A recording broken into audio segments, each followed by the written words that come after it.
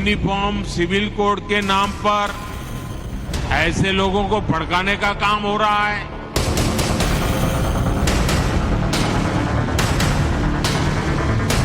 भारत के संविधान में भी नागरिकों के समान अधिकार की बात कही गई है।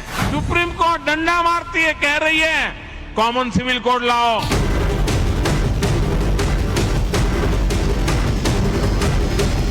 हिंदू सिविल कोड की बात करना चाह रहे हैं। जुमलेबाजी में तो उनका कोई जवाब नहीं है।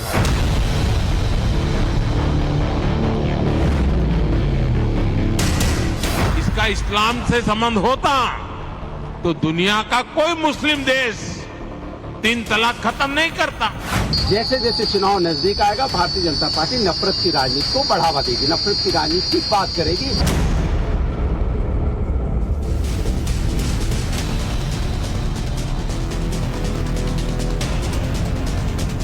नमस्कार, टाइम्स नाउ भारत पर देश के सबसे पसंदीदा डिबेट शो राष्ट्रवाद में आपका स्वागत है। आपके साथ मैं हूं राकेश पांडे। राष्ट्रवाद यानी देश से बढ़कर कुछ नहीं। और आज देश का सबसे बड़ा मुद्दा ये कि क्या देश में सबके लिए एक जैसा कानून नहीं होना चाहिए, और क्या इसीलिए प्रधानमंत्री मोदी ने आज एक तरह से यूनिफॉर्म सिविल कोड यानी यूसीसी को लाने की गारंटी दे दी है मध्य प्रदेश से। क्या आज की रैली में प्रधानमंत्री मोदी ने मुसलमानों के नाम पर सियासत करने वाले सियासतदानों को चारों खाने चित कर दिया है? सवाल यह भी कि क्या 2024 चुनाव का एजेंडा आज सेट हो चुका है? प्रधानमंत्री मोदी ने आज भोपाल की रैली में एक देश एक कानून को लेकर बड़ा बयान दिया। पीएम मोदी ने इशारा कर दिया कि अब जल्द देश में सबके लिए एक कानून आने वाला है। प्रधानमंत्री ने कहा कि संविधान में एक समान नागरिकता की बात है। सुप्रीम कोर्ट बार बार बोल रहा है कि यूसीसी लेकर आओ। मतलब साफ है, मोदी सरकार ने समान नागरिक संहिता यानी यूसीसी को लाने का पूरा प्लान तैयार कर दिया है। पहले सुनिए प्रधानमंत्री मोदी ने आज क्या कुछ कहा। भारत के मुसलमान भाई बहनों को भी ये समझना होगा कि कौन से राजनीतिक दल उन्हें भड़का करके उनका फायदा लेने के लिए उनको बर्बाद कर रहे हैं। आजकल हम देख रहे हैं कि यूनिफॉर्म सिविल कोड के नाम पर ऐसे लोगों को भड़काने का काम हो रहा है। आप मुझे बताइए, एक घर में परिवार के एक सदस्य के लिए एक कानून हो, परिवार के दूसरे सदस्य के लिए दूसरा कानून हो, तो क्या वो घर चल पाएगा? क्या कभी भी चल पाएगा क्या? फिर ऐसी दोहरी व्यवस्था से देश कैसे चल पाएगा? हमें याद रखना है कि भारत के संविधान में भी नागरिकों के समान अधिकार की बात कही गई है। साथियों, ये लोग हम पर आरोप लगाते हैं, लेकिन सच ये है कि यही लोग मुसलमान करते हैं। अगर ये मुसलमानों के सही मायने में हितैषी होते तो अधिकांश परिवार, मेरे मुस्लिम भाई बहन, शिक्षा में पीछे न रहते, रोजगार में पीछे न रहते, मुसीबत की जिंदगी जीने के लिए मजबूत नहीं रहते। और सुप्रीम कोर्ट ने बार बार कहा है, सुप्रीम कोर्ट डंडा मारती है, कह रही है कॉमन सिविल कोड लाओ। तो प्रधानमंत्री मोदी ने कॉमन सिविल कोड को लेकर क्या कुछ कहा वो आपने सुना। प्रधानमंत्री मोदी ने 3 तलाक को लेकर इस्लाम की दुहाई देने वालों को भी करारा जवाब दिया। साथ ही देश के मुसलमानों को संदेश दिया कि कैसे वोट बैंक के लिए उनका इस्तेमाल किया जाता रहा है। पीएम मोदी ने कहा कि 3 तलाक इस्लाम का अगर हिस्सा है तो फिर इस्लामिक देशों ने इसे क्यों हटा दिया? सुनिए।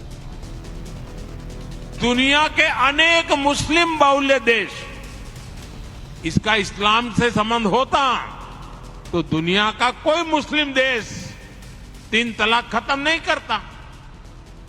मुस्लिम बाहुल्य देश जहां पूरी तरह इस्लाम राज्य है, वहां भी 3 तलाक बंद कर दिया है। मैं परसों इजिप्ट में था, मिस्र में था। मिस्र में, इजिप्ट में 90% से ज्यादा सुन्नी मुसलमान समाज है। और इजिप्ट में आज से 80-90 साल पहले 3 तलाक की प्रथा को समाप्त कर दिया। हमसे 90 साल पहले। अगर 3 तलाक इस्लाम का जरूरी अंग है तो पाकिस्तान में क्यों नहीं होता भाई? अगर 3 तलाक इस्लाम का जरूरी अंग है तो इंडोनेशिया में क्यों नहीं होता? अगर 3 तलाक इस्लाम का जरूरी अंग है तो कतर, जॉर्डन, सीरिया, बांग्लादेश, ये तो सारे मुस्लिम बस्ती वाले देश हैं, वहां पर उनको बंद क्यों कर दिया? मैं समझता हूं कि मुसलमान बेटियों पर 3 तलाक का फंदा लटका कर कुछ लोग उन पर हमेशा अत्याचार करने की खुली छूट चाहते हैं। यही लोग 3 तलाक का समर्थन भी करते हैं। तो यूसीसी 3 तलाक पर प्रधानमंत्री मोदी का बयान आया, इसके बाद विरोधी दलों में खलबली मच गई। विपक्षी दल बौखला गए। प्रधानमंत्री मोदी सबका साथ सबका विकास की बात कर रहे हैं। साफ है कि यूसीसी आने पर मुसलमानों के नाम पर राजनीति करने वालों की सियासी दुकान पर ताला लग जाएगा। यही वजह है कि ओवैसी जैसे सियासतदान आज काफी परेशान है। असदुद्दीन ओवैसी कह रहे हैं कि प्रधानमंत्री हिंदू सिविल कोड की बात कर रहे हैं। इसकी आड़ में क्या ओवैसी हर वो कोशिश कर रहे हैं जिससे मुसलमानों को यूसीसी के विरोध के लिए तैयार किया जा सके, पहले से उन्हें भड़का कर रखा जा सके? क्या समाजवादी पार्टी भी वोट बैंक खिसकने का डर उसके साथ आ रहा है? क्योंकि समाजवादी पार्टी भी पीएम के बयान को नफरत फैलाने की कोशिश बताने में जुट गई है। सुनिए, फिर उसके बाद डिबेट की शुरुआत करेंगे।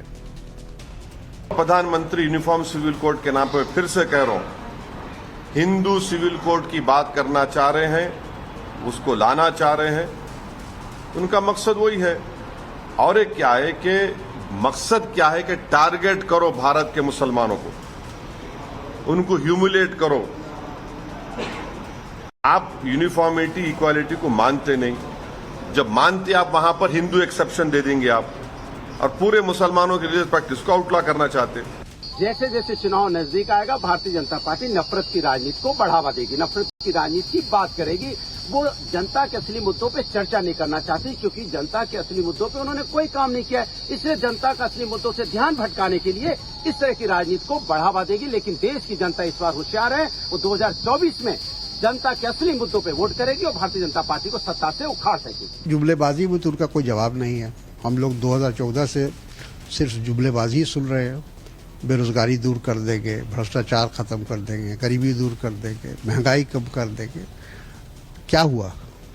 एक भी बताए वो अपने 10 साल के शासन काल में एक भी उपलब्धि वो बताए कि हमारी ये उपलब्धि है और इस पर लोग वोट दें। लेकिन वो इधर उधर घुमाते हैं। हमारे प्रधानमंत्री की ये खासियत है, जुमलेबाजी में उनका कोई जवाब नहीं। संविधान की हम भी वही बात कर रहे हैं। इनके और हमारे करने में एक अंतर है। प्रधानमंत्री जी को ये याद रखना चाहिए, उन्होंने जो संविधान की शपथ ली है वो बाबा साहब ने जो बनाया था वो ली है। और हम लोग एक बात कह रहे हैं, ये इधर उधर की बातें ना करें। जो संविधान बाबा साहब ने दिया था, देश का हर वर्ग वही संविधान पे सहमति जताता है और जताता रहेगा, और संविधान को बर्बाद और चेंज नहीं होने देगा। चलिए, वो सवाल आपके सामने रखता हूं जिनके इर्द गिर्द आज की चर्चा आगे बढ़ने वाली है। पहला सवाल यह कि प्रधानमंत्री मोदी ने 2024 चुनाव का एजेंडा क्या इस आज की रैली के बाद सेट कर दिया है पूरी तरीके से? क्या मोदी ने एक देश एक कानून की गारंटी एक तरीके से दे दी है कि 24 से पहले आ ही जाएगा? 2024 में चुनाव तो यूसीसी पर क्या सबसे बड़ा दाम होगा? और यही सबसे बड़ा मुद्दा एक तरीके से सेट हो गया है। सवाल यह भी कि मुसलमानों पर बोले मोदी तो विपक्ष में आखिरकार खलबली क्यों मची है? क्या उन्हें अपना वोट बैंक खिसकने का डर सता रहा है? चलिए, अब आपका परिचय आज के मेहमानों से। सरदार आरपी सिंह भारतीय जनता पार्टी के नेता और प्रवक्ता। अंबर जैदी सोशल एक्टिविस्ट के तौर पर हमारे साथ जुड़ी हैं। Shabnam Khan social activist. Kalimul Hafiz political analyst के तौर पर, हालांकि इनकी विचारधारा एमआईएम की ओर ज्यादा मुड़ती है। डॉक्टर मुमताज आलम रिजवी और मेहरदीन रंगरेज, ये दोनों ही इस्लामिक स्कॉलर के तौर पर। यानी हमारे पास आज 2 तरीके का पैनल है। इस स्टूडियो में आप देखिए 4 मेहमान खासतौर पर मौजूद हैं। एक और मुस्लिम धर्म को जानने वाले, दूसरी ओर मुसलमान बेटियां हैं, ये भी मुस्लिम धर्म को जानती हैं जितना ये लोग जानते हैं। 2 पॉलिटिकल हमारे पास मेहमान हैं, इसीलिए मैं सबसे पहले स्टूडियो के बाहर रुक करता हूं। कलीमुल हाफिज, मैं आपके पास आता हूं। ओवैसी ने कहा यूसीसी की आड़ में हिंदू सिविल कोड की बात, कह रहे हैं मुसलमान ह्यूमिलिएट हो जाएगा अब सबके लिए एक कानून, तो मुसलमान ह्यूमिलिएट क्यों हो रहा है? क्या आप भड़का रहे हैं कि यूसीसी आएगा तो विरोध करना तैयार रहो, सड़कों पर उतर जाना?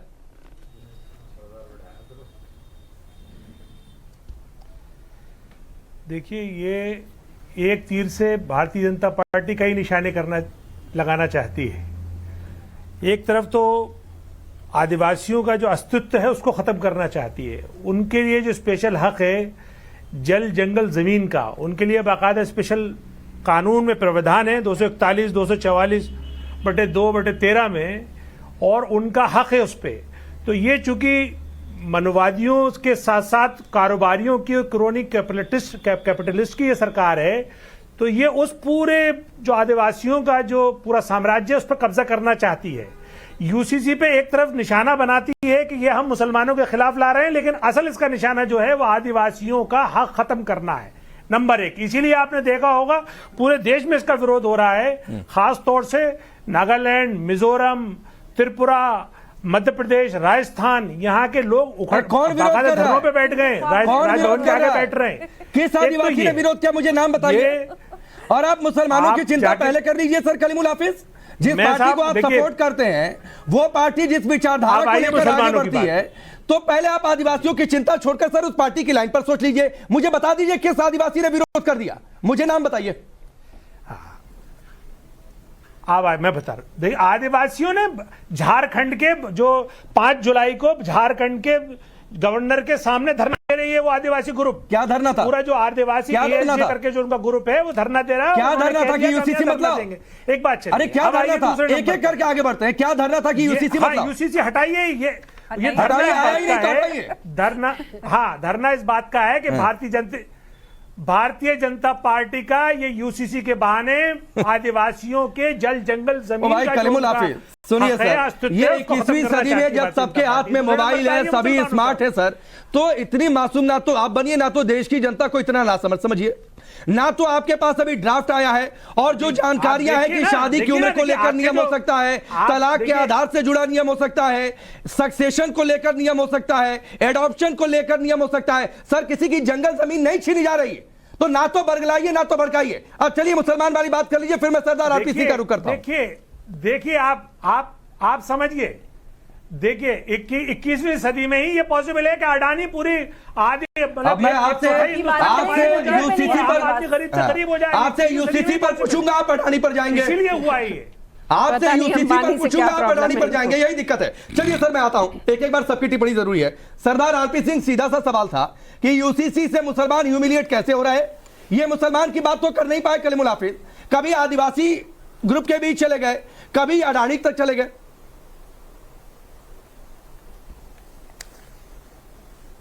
देखिए, शायद इनकी जानकारी में नहीं है कि पाकिस्तान, बांग्लादेश, मलेशिया, तुर्की, इंडोनेशिया, सूडान, इजिप्ट, सब जगह ये सब के सब मुस्लिम देश हैं और सब जगह उनका यूनिफॉर्म सिविल कोड है, परंतु हमारे यहाँ यूनिफॉर्म सिविल कोड ना ऐसी ये बात करेंगे। आज प्रधानमंत्री जी ने कितनी स्पष्टता से बताया कि ट्रिपल तलाक की प्रथा मुसलमान जो बहुल्य क्षेत्र है वहां पर नहीं है, हमारे यहाँ थी, हमने ठीक किया उसको। अरे इसमें कहाँ दिक्कत है? और दूसरी बात है, ये कहीं भी आपके धार्मिक मामलों में छेड़खानी नहीं है, कोई जंगल जमीन का कोई मामला नहीं है। ये सिर्फ सीधी सीधी जो बात अभी आप कह रहे थे कि एडॉप्शन का मामला है, सक्सेशन का मामला है, परिवार का कैसे होगा, विवाह कैसे होगा, संपत्ति कैसे बटेगी, बेटी को कितनी संपत्ति मिलेगी, ये सारे विषय हैं। विवाह की उम्र क्या होगी, 9 साल होगी, सब समान नहीं हो जाएंगे? ओ भाई मैं इस पे जवाब आपने बोल दिया, आपने बोला था, मैंने टोका नहीं ना आपको, आप आदिवासियों आपने बोला मैंने टोका नहीं आपको। एक बार और आदिवासी में कोई फर्क नहीं रह जाएगा? बिल्कुल सर, आप कानून की बात गलत क्यों बता रहे हैं? कानून तो वही है ना, मैंने आपको टोका नहीं। स्पेशल हक है आदिवासी। अरे कलीमुल हाफिज सुन लीजिए सर, कानून का ड्राफ्टिंग की जिम्मेदारी आपकी तो है नहीं कलीमुल हाफिज, और मुझे लगता है कि शायद आपसे हमसे सबसे ज्यादा जानकारी हो सकता है कि आरपीसी को ज्यादा होगी कि ड्राफ्ट में क्या क्या प्रावधान हो सकते हैं। सर यूनिफॉर्म सिविल कोड समान कानून की बात है तो सब कुछ समान हो जाएगा, ऐसा थोड़ी नहीं होगा। मैं बोल दूं सर, सरदार आरपी सिंह रुक जाइए सर, नहीं मैं यहीं पर इनको पता है, सुनिए असल में क्या है, स्टूडियो में है, इसलिए मैं यहाँ पर जल्दी आना चाहता हूँ। सिर्फ सरदार आरपी सिंह 20 सेकंड अनइंटरप्टेड, फिर मैं स्टूडियो।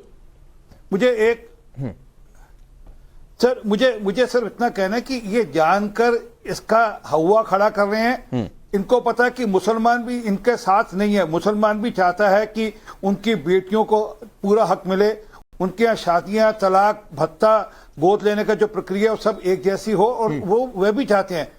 परंतु इनको पता है कि वो मुसलमान भी इनके साथ नहीं, इसलिए अब क्या करेंगे, नया एक कोई कम्युनिटी ढूंढेंगे, इसलिए और ट्राइबल्स की बात करेंगे, कुछ और इश्यूज की बात करेंगे। ठीक ठीक नया शुगुफा है कि हम किसी दिन से कुछ नए लोगों को जोड़े, परंतु जो सच है, सर, यूनिफॉर्म सिविल कोड करता हूं। एक सेकंड और जी जल्दी पूरा करिए। हाँ जल्दी पूरा करिए राकेश, एक सेकंड और। Uniform civil code doctor Ambedkar साहब भी चाहते थे, जिन डॉक्टर अंबेडकर साहब की दुहाई चाहते हैं वह भी यूनिफॉर्म सिविल कोड चाहते थे। अगले हिस्से में मैं कोड कर दूंगा डॉक्टर अंबेडकर के कई सारे।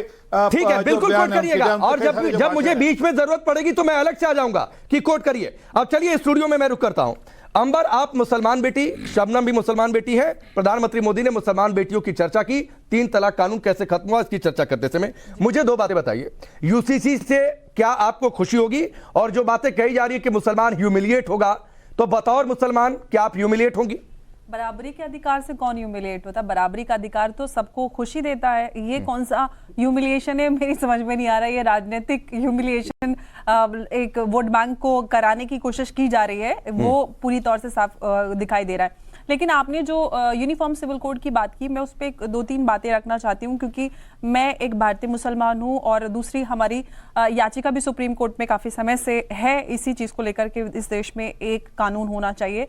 जैसे कि हमारे देश में आईपीसी है, समान सब पे लागू होती है, उसी तरह से सिविल राइट्स भी सबके बराबर होने चाहिए, क्योंकि हमारे देश में इस तरह का प्रावधान है पर्सनल लॉज धर्म के आधार पर बने हुए, जो कि संविधान की जो मूल भावना है सबको समान अधिकार देने के, उसके बिल्कुल अगेंस्ट है। इसी को लेकर हम जो लॉ कमीशन के चेयरमैन हैं जस्टिस ऋतुराज अवस्थी, उनसे हम मिले भी थे और हमने सुझाव उनको दिए। तो उसमें जो मेजर चीजें हैं वो मैं आपके सामने गिनाना चाहती हूँ कि हम उसमें क्या क्या चीजें हो सकती हैं। सबसे पहली बात, रजिस्ट्रेशन ऑफ मैरिज, डिवोर्स के similar grounds, similar procedure and grounds, registration of marriage, divorce, maintenance, succession, adoption, plus इसके और उसके बाद ये आ जाता है कि हम अपने, जैसे कि कोई लड़की एक है, उसके माँ बाप अगर रह जाते हैं, वो मर जाती है, तो उसकी जिम्मेदारी भी उसके शौहर पे जाएगी कि उसके परिवार की लुक आफ्टर करने के लिए। तो इस तरह के जो प्रावधान है ये बेसिक्स हैं। और जो बात एक कलीमुल हफीज साहब ने की, तो उनकी जानकारी के लिए बता देना चाहती हूँ कि आदिवासी समाज को तो आईपीसी में भी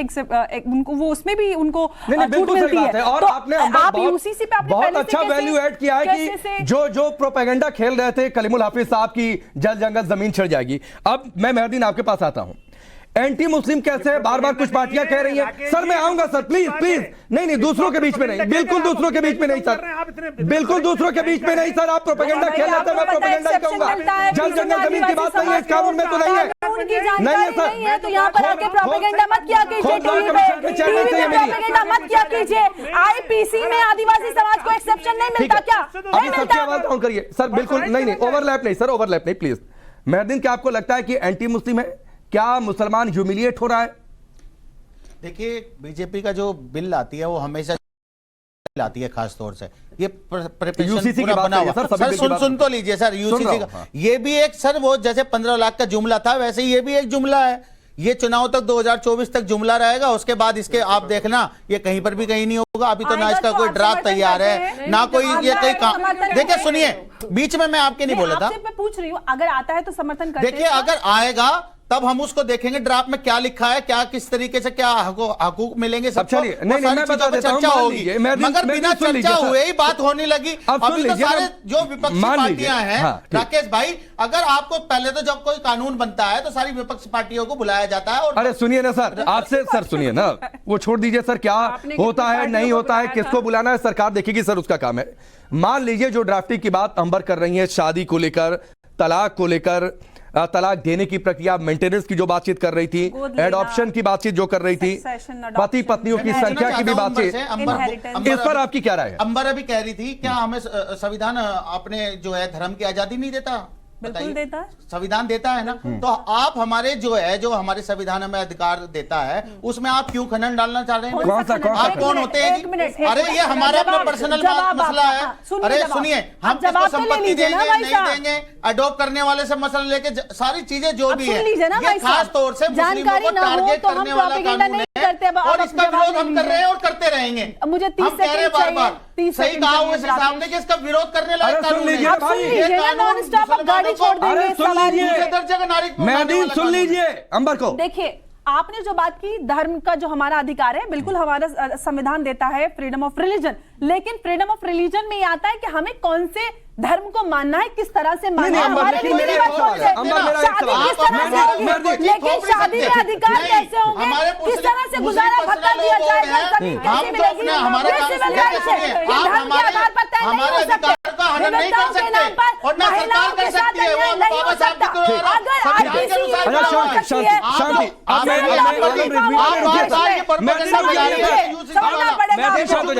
अंबर शांत होइए, मेहदीन शांत होइए, एक शब्द नहीं। अब मैं आलम रिजवी और शबनम के पास जाता हूं। पहले आलम रिजवी साहब ये धर्म की बात कर रहे हैं, कौन सा धार्मिक अधिकार छिन जाएगा भाई यूसीसी से? देखिए ऐसा है कि अभी चूंकि कोई चीज सामने नहीं आई है, अभी 30 दिन का वक्त दिया है, लोगों से राय मांगी गई है, जो लॉ कमीशन है। इससे पहले भी आपको याद होगा राकेश जी कि जो 21वां हमारा लॉ कमीशन था उसने भी इस पे काफी मेहनत की थी, जद्दोजहद की थी। नहीं, लेकिन एक मिनट रुक जाइए। तो अभी कोई खाका नहीं है, इसलिए अभी मुस्लिम पर्सनल लॉ बोर्ड ने भी रखा है सर, उस पर बताइए। मेहदीन उस पर कह रहे हैं कि धार्मिक अधिकार आप अवेल नहीं कर पाएंगे। कौन सा धार्मिक अधिकार आप अवेल नहीं कर पाएंगे? भी कहा है जो आइली मसाइल हमारे हैं। कौन सा आइली मसाइल? जो शरई मसाइल है, कौन सा शरई मसाइल? शरीयत में निकाह है, तलाक है। मतलब आप चाहते हैं कि शादी करने का जो नियम हो सबके लिए एक ना हो, आपके लिए अलग से प्रावधान? मैं ये कह रहा हूं कि अभी उस पर बात होगी, डिस्कशन किया जाएगा। तो आप क्या चाहते हैं बताइए भाई? हिंदू धर्म में मैं एक शादी कर सकता हूं। नहीं, तो अगर हमारे इस्लाम में आप चाहते हैं आपको एक शादी है तो आप नहीं उसको मना कर सकते। अच्छा ये दिक्कत है, ये दर्द है, ये दर्द है। एक मिनट सर, छोटा बहुत अच्छा क्लियर होता चलेगा। शबनम अब ये दर्द समझ में आ गया आलम रिजवी का। मैं एक शादी कर सकता हूं, ये 4 शादी कर सकते हैं, तो इनका दर्द ये कि इनका 4 शादी करने का अधिकार छिन जाएगा। राकेश भाई अब आप समझ गए कि यूसीसी का भी अगर विरोध है तो इसलिए है कि मेरी 4 औरतें मारी जा रही हैं। मैं 4 औरतों को हरेस कर सकता था।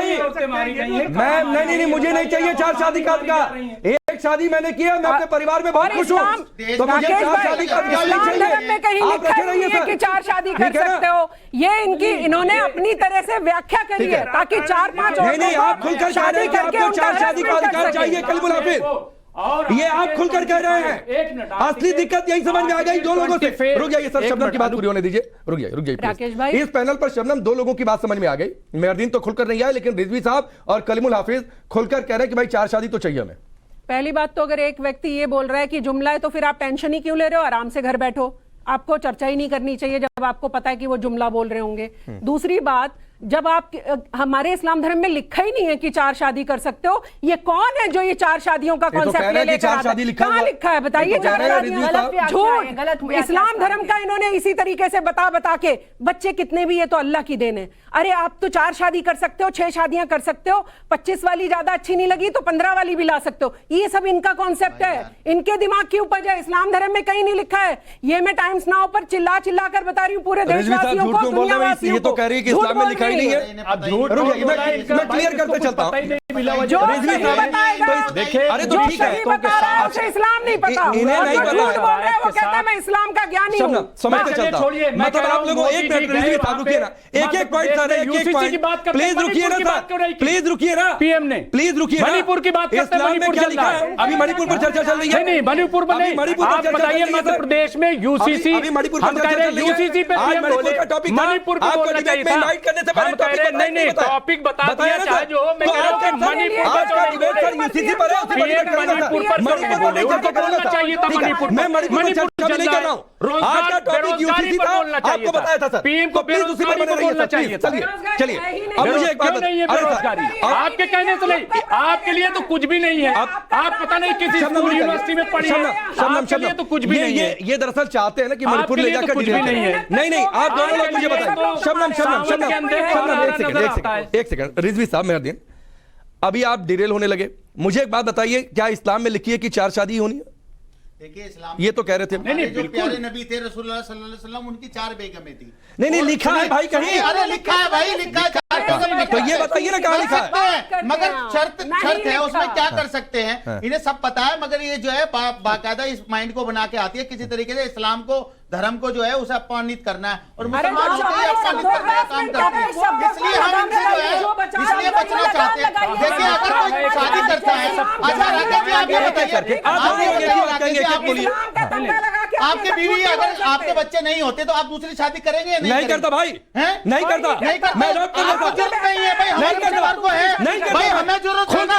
अगर मेरी बीवी के बच्चे नहीं होंगे तो दूसरी शादी करूँ, दूसरी का भी नहीं होगा तो मैं तीसरी करूंगा, तीसरी का नहीं होगा तो चौथी करूंगा, तो उससे किसी को क्या दिक्कत हो सकती है भाई? अगर जिन्हें दिक्कत है वो जाए, वो जाके लड़े, जिससे लड़ना है उनको। भाई हमारा मामला है भाई, हमारा निजी मामला है, हमारा निजी मामला है। ये हमें संविधान अधिकार देता है, हमें अपनी आस्था पे चलने का। प्लीज रुक जाइए सर, लगातार नहीं बोलते, प्लीज रुक जाइए। पत्नी को दूसरा पति यही सवाल है कि पहले आपको महिला के अंदर कोई कमी होती है तो कितनी आसानी से छोड़ देते हैं कि महिला सिर्फ और सिर्फ एक ऑब्जेक्ट ऑफ डिजायर है, बच्चा देगी तो आप उसको रखेंगे। अगर आप में कोई कमी है तो आपको जिंदगी भर झेले। ऐसा क्यों? आप क्यों झेले कोई महिला? आप तो आसानी से छोड़कर दूसरी शादी करें। महिला के अधिकारों की कोई शुरू करूंगा। ये बड़ी चर्चा लगातार जारी है, बड़ी चर्चा जारी है और जो मेजर पॉइंट है विरोध का, रिजवी साहब का, मेहरदीन का और कलमुल भाई भी कहीं से आ गए कि 4 शादी भाई चाहिए। अगर 4 शादी की सरकार गारंटी दे दी तो क्या ये लोग विरोध नहीं करेंगे? मैं डिबेट के बाद पूछूंगा, ब्रेक के बाद पूछूंगा। जल्द वापस लौटते हैं, छोटा सा ब्रेक, कहीं नहीं जाइएगा।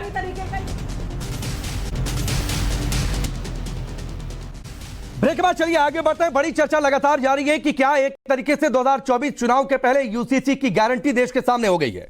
मैं स्टूडियो में रिजवी साहब और मेहरदीन साहब से यह पूछूंगा कि क्या सरकार ड्राफ्ट में अगर इनको आश्वासन दे दे कि भाई आप 4 शादी कर सकते हैं तो क्या ये सहमत हो जाएंगे?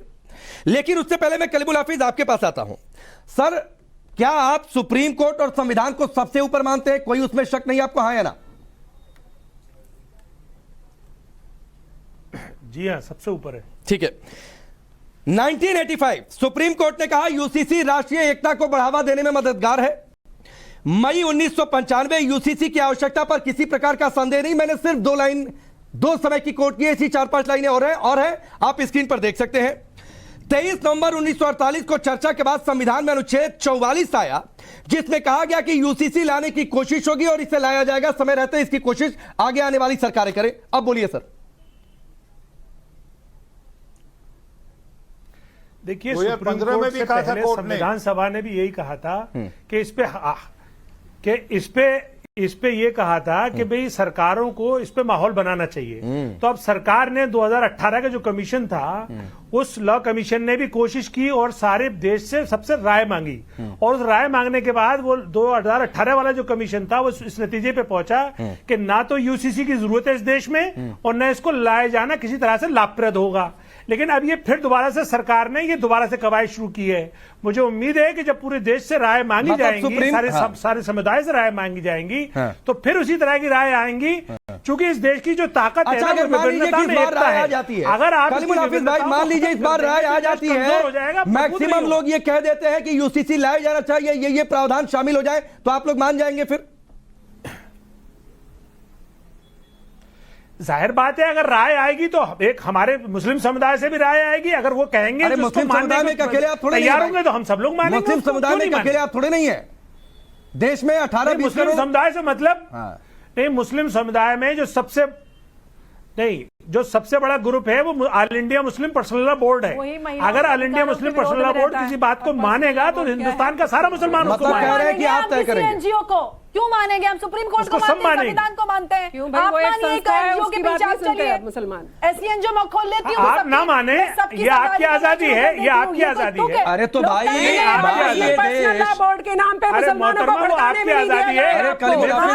मुसलमानों का बेवकूफ भी नहीं बनाने दिया जाएगा आपको। वो पहरेदार बता के बैरे के जो अंबर शबनम बोल रही है मैं ऐड कर देता हूँ। अरे कलमुल भाई सुनिए सर, ये लगातार मत सुनिए। ये देश सर, ये देश जो है, ठीक है, जो मैं इनकी बात को सेकंड करके आगे बढ़ा रहा हूँ। ये देश, अरे सुनिए ना सर, पहले सुना करिए भाई, सुना करिए। ये देश हम तो पूरे देश के लिए, दुनिया के लिए काम करते हैं। आप वहाँ बैठ के मुसलमानों के नाम पे पेट मोटे करते हो, मुसलमानों को पढ़ने तक नहीं देते हो, आगे बढ़ने तक नहीं देते हो। तलाक और हलाला के नाम पे बेटियों का शोषण करवाया आपने। अरे लेडी कौन है? अरे लेडी है, मुस्लिम लेडी है, ये इनकी पहचान है। हाँ सुनिए, डिबेट में बुलाना चाहिए। ये आप तय करेंगे क्या? की बातें कर रहे अरे ये आप तय करेंगे किसको डिबेट में बुलाना चाहिए नहीं बुलाना चाहिए? क्या है ये? ये हम तय करेंगे सर। आप सुनिए सर, क्यों आप सुनिए सवाल सुनिए। अरे सुनिए, इस तरह के लोगों को डिबेट। अरे अब ये सवाल सुनिए भाई। ऑफिसर की बेटी हूं शबनम रुक कौन जाइए, है? शबनम रुक जाइए, शबनम रुक जाइए। हाँ ठीक है, आप कलीमुल भाई सुनिए ना, सुनिए सर, आप तय नहीं करेंगे, ये हम तय करेंगे किसको डिबेट में बुलाना है किसको नहीं बुलाना है। आप मुझे एक बात बताइए, ये देश all India Muslim personal law board के हिसाब से चलेगा कि ये देश संसद में बने कानून और सुप्रीम कोर्ट के हिसाब से चलेगा? मुसलमान बेटियों का शोषण करने के लिए देखिए, जहां तक मुस्लिम पर्सनल की बात है, मुस्लिम पर्सनल वहां पे जो अथॉरिटी है हमारे यहाँ, वो all India Muslim personal board है। अरे भाई, इस देश की मैंने ये बात कही, इस देश की संसद है, इसमें कोई पॉलिटिकल इंटरवेंशन नहीं चलेगा, क्योंकि पर्सनल बोर्ड जो है, चार शादी जायज है, कहीं नहीं लिखा। भाई एक एक करके सुन लीजिए, आप कोई फायदा नहीं है, ऐसे मछली बाजार से कोई फायदा नहीं। अरे रुक जाइए, अरे रिजवी साहब रुक जाइए, प्लीज रुक जाइए, प्लीज रुक जाइए, मैं आता हूं सर। रिजवी साहब रुक जाइए, चूंकि बार बार बीच में इंटरप्शन हुआ, 15 सेकंड अनइंटरप्टेड कलीमुल भाई, फिर मैं आरपी सिंह। देखिए हाँ, देखिए राकेश पांडे साहब, जहां तक मुस्लिम पर्सनल लॉ का सवाल है, तो उसके लिए जो हमारी लेजिटिमेट अथॉरिटी है all India Muslim personal law board है, इसमें हमारी कोई पॉलिटिकल पार्टी भी इंटरवीन नहीं करेगी। इसलिए जब सरकार उनसे राय मांगेगी और मुस्लिम पर्सनल लॉ बोर्ड एग्री हो जाएगा तो एग्री होगी। ये चाहते हैं मुस्लिम पर्सनल लॉ बोर्ड के हिसाब से देश चले। आरपी सिंह, देखिए, ये देश तो अंबेडकर जी के संविधान के अनुसार से चलेगा, जो मैं पहले भी कह रहा था कि अंबेडकर जी ने खुद इसकी पैरवी करी और कहा कि समय रहते हुए इसको यूसीसी यूनिफॉर्म सिविल कोड लाना चाहिए। ये अलग अलग जितनी संविधान सभा की जितनी बैठकी अलग अलग समय पे उनके बयान है, परंतु ये इनको अंबेडकर जी पे विश्वास नहीं है, तो वैसे अंबेडकर जी की दुहाई देंगे। परंतु अभी मैं बड़ा चंबा हुआ खरीद कि हमको 4 शादियां करनी पड़ेगी, कि अगर एक से बच्चा नहीं हुआ दूसरे चले, दूसरे से बच्चा तीसरी पे चले, तीसरे बच्चा, तो ऐसी छूट बहनों को भी दे दो, औरतों को भी दे दो, उनको भी छूट दे दो कि एक मर्द से बच्चा नहीं होता, दूसरा मर्द ले लें, दूसरे से तीसरा मर्द ले लें। ये छूट दोगे क्या? आपका पर्सनल लॉ बोर्ड इसकी छूट देगा क्या? तो ये बेफजूल की भाई कि टूट जाएगा। आरपी सिंह, क्या कह दिया आपने?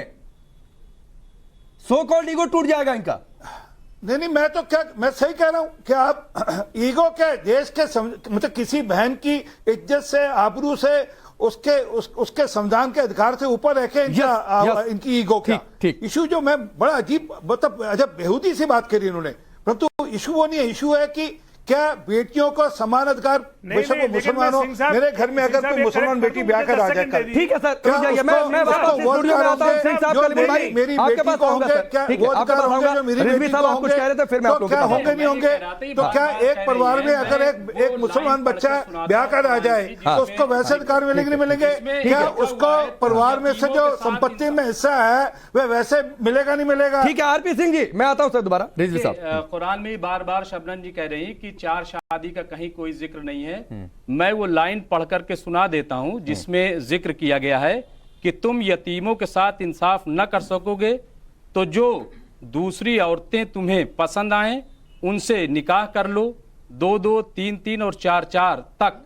लेकिन अगर तुम इस बात से डरते हो कि इनके साथ इंसाफ न करोगे तो एक ही से निकाह करो। कंपलसरी नहीं है भाई, ये कुरान जो है एक ही शादी कर सकते हैं। वही मैं कह रहा हूँ, कंडीशनल जो है कंपलसरी नहीं है भाई। कुरान, आप बताइए आपके इलाके में कितने लोग हैं मुसलमान जिन्होंने 4-4 शादियां कर रखी? बताइए, नहीं 4 नाम बताइए। चलिए नहीं है, 4 नाम बताइए, तो फिर हंगामा क्यों?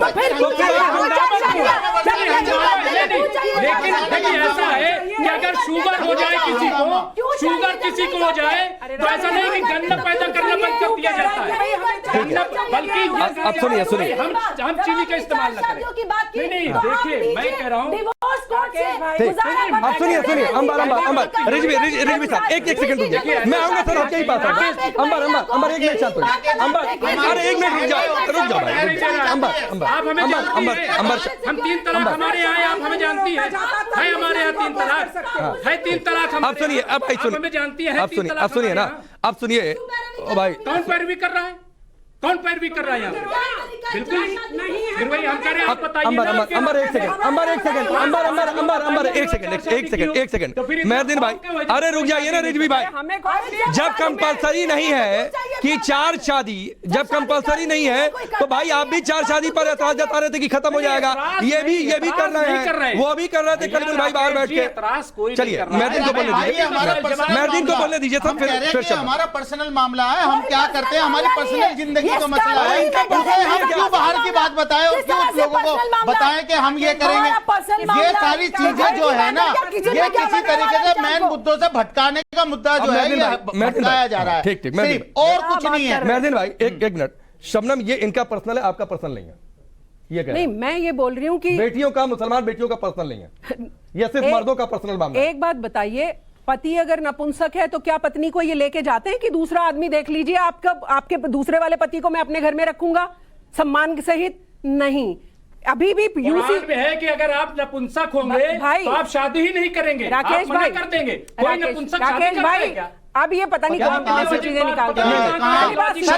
बात कहाँ हो रही है? भाई के लिए लड़ रहे हैं राकेश भाई, मैं ऐसी बातें नहीं हम कर सकते, प्लीज। क्यों भाई, क्यों नहीं कर सकते? अरे एक मिनट रुकिए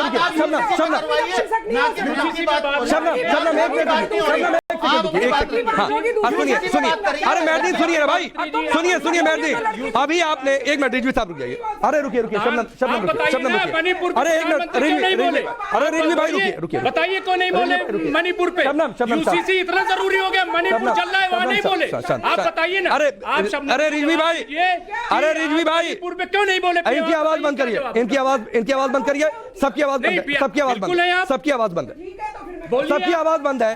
मेहरदीन भाई अभी आप थोड़ी देर पहले रुक जाइए भाई, रुक जाइए, जो इन्होंने शब्द कहा वो एक अलग बात, लेकिन अभी आप थोड़ी देर पहले कह रहे थे कि नहीं अभी आपने थोड़ी देर पहले कान घुमाकर पकड़ा था, कहा था कि एक महिला से शादी नहीं हुई तो दूसरी से शादी, बच्चा नहीं हुआ तो तीसरे से बच्चा नहीं हुआ तो चौथी। क्या कहना चाह रहे थे भाई आप? इसकी हैसियत होती है, क्या कहना चाह रहे थे? हैसियत होती है वहाँ, अरे हैसियत से रखी जाती है बीवी हमारे यहाँ पर, पूरे सुख सुविधा दी जाती है उसको, मेहर के पैसे दिए जाते हैं, अगर डिवोर्स होता है तो मेहर के पैसे दिए जाते हैं, बाद में कंपनसेशन भी दिया जाता है, उनकी जो है जो खर्चा जो है वो भी दिया जाता है, ये सारी चीजें दी जाती है, बाकी हिंदू धर्म में नहीं दी जाती। और जो हिंदू धर्म में जो बेटियों को मारा जा रहा दहेज के नाम पर और पेट में जो लड़की होने की वजह से मारा जा रहा है, उस पर चलिए सर मेहरदीन नहीं होता है ऐसा, अरे तो कौन सपोर्ट कर रहा है भाई? लाइए ना कानून, जो गुनहगार है उसको सजा दीजिए, कौन कह रहा है कि मत बनाओ कानून? चलिए वक्त इतना ही है, ये चर्चा अभी बहुत दूर तक जाएगी और ये मुद्दा सुर्खियों में भी रहेगा, हम फिर मिल बैठेंगे यहीं पर और यहीं तक चर्चा शुरू होगी और मुझे यकीन है आप फिर वही बात कहेंगे। चलिए आप सबका बहुत बहुत शुक्रिया हमसे जुड़ने के लिए, फिलहाल अभी के लिए बस इतना है।